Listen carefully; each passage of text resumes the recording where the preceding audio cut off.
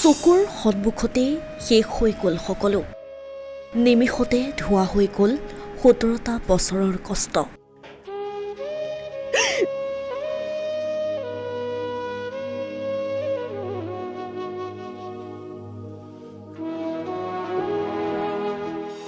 চকুত চকুলো আৰু বুজাব নোৱাৰা এবুকু বিষাদ।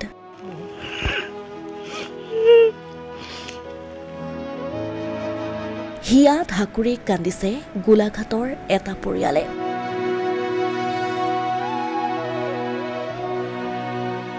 সন্মুখত এটা অনিশ্চিত ভৱিষ্যত। কেইটামান ঘণ্টাৰ পূৰ্বে ইয়াত এটা ঘৰ আছিল। খুব কষ্টৰে মানুহে গোটাইছিল এটা এটাকৈ সম্পদ। পিছে সকলো শেষ। বিধ্বংসী অগ্নিকাণ্ডই নিমিষতে থান-বান কৰিলে এটা পৰিয়ালৰ সপোন।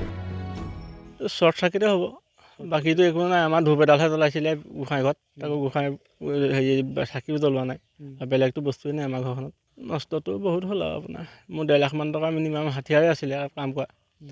তাৰপৰা এইবোৰ ফ্ৰিজৰ পৰা ধৰি মানে কাঠে কুঠে কি আছিলে বস্তু? ফ্ৰিজ আছিলে, গড্ৰেজ আছিলে, অভেন আছিলে, induction, home theatre, DJ, DVD, scooty, TV, তাৰপৰা আপোনাৰ চাইকেল 3খন, তাৰপৰা গেছ, কাঠ আছিলে মিনিমাম 50,000 ওপৰত কাঠৰ। 17টা বছৰে কষ্ট কৰি এপদ এপদকৈ সজোৱা ঘৰখন নিমিষতে ছাই হৈ গ'ল। ধোঁৱাৰ সৈতে মিলি গ'ল 17টা বছৰৰ ত্যাগ। নিজৰ বুলিবলৈ একোৱেই নাই পৰিয়ালটোৰ। আছে মাত্ৰ পৰিয়ালৰ 4 সদস্যই পিন্ধি থকা 4যোৰ কাপোৰ।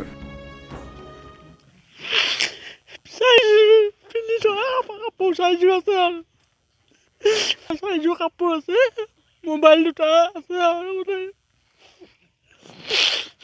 বহুত কষ্ট কৰি উঠিছিলোঁ। এসাঁজ দুসাঁজ নোখোৱাই কাম কৰি উঠিছিলোঁ। এতিয়া পইচা দি 17 বছৰ কষ্ট কৰি চলাৰ পিছত ইমানখিনি হৈছিলোঁ। এতিয়া একোৱেই নাই মোৰ। ঘৰ বনাবলৈ মাটি অকণ নাই, এখন বাৰীত জুই লাগিলে আৰু ইয়াতো ঘৰ বনাব নোৱাৰোঁ, বেলেগ বাৰী নাইও মোৰ। এতিয়া কি হয় আৰু কি নহয় ৰাইজে জানে। হয়তো লাগিবই ধৰক, মোৰ কাপোৰ 4যোৰহে আছে আৰু এতিয়া পিন্ধিবলৈ।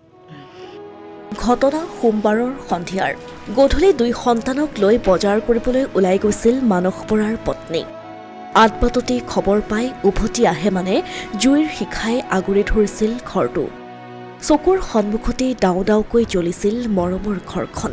2 সন্তানক বুকুত বান্ধি জ্বলি যোৱা ঘৰখন চাই থকাৰ বাহিৰে মানসৰ পত্নীৰ যেন হাতত একোৱেই উপায় নাছিল। ঘৰৰ বস্তু দোকান কৰিবলৈ দোকানলৈ ওলাই গৈছিলোঁ, ল'ৰা ছোৱালী 2টা। মই সিহঁত 2টাৰ কাৰণ সন্ধিয়া সময়ত ঘৰত এৰি থৈ যাব নোৱাৰে, মোৰ ইয়াৰ ঘৰ লগতে লৈ সন্ধিয়া ওলাই গৈছোঁ মই দোকান কৰি আনোগৈ বুলি। ওলাই যোৱা 5 মিনিটমানৰ পাছতে মই চিঞৰ বাখৰ শুনিছোঁ, দৌৰি আহিছোঁ। আহি দেখিছোঁ আমাৰ ৰুমৰ পৰা আৰম্ভ হৈছে জুই জ্বলি গৈছে। মই আহি ল'ৰা ছোৱালীকেইটা ধৰিম নে বস্তুলৈ চাম, মই একো কৰিব নোৱাৰিলোঁ। মানুহজনলৈ ফোন কৰিছোঁ, মানুহজনে আহি পোৱালে সম্পূৰ্ণ জ্বলি গৈছে। লক্ষাধিক টকাৰ সম্পত্তি হেৰুৱাই এতিয়া উপায়ন্ত হৈ পৰিছে পৰিয়ালটো। এতিয়া পৰিয়ালটোৱে বিচাৰিছে সহায়। আহ্বান মানে চৰকাৰলৈ এইটোৱে আহ্বান জনাইছোঁ যে ল'ৰা ছোৱালীকেইটালৈ পৰিয়ালটি ভালদৰে থাকিবলৈ অকণমান সুবিধা কৰি দিয়ে।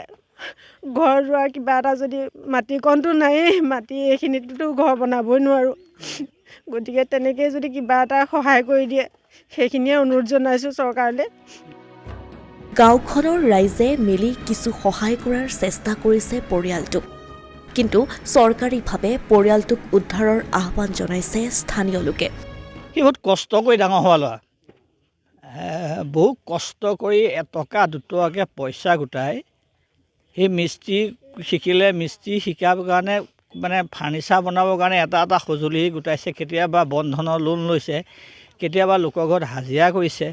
এনেকৈ কৰি সি কাম কৰি মানে সি সপোনৰ ঘৰখন সজাবলৈ চেষ্টা কৰিছিলে।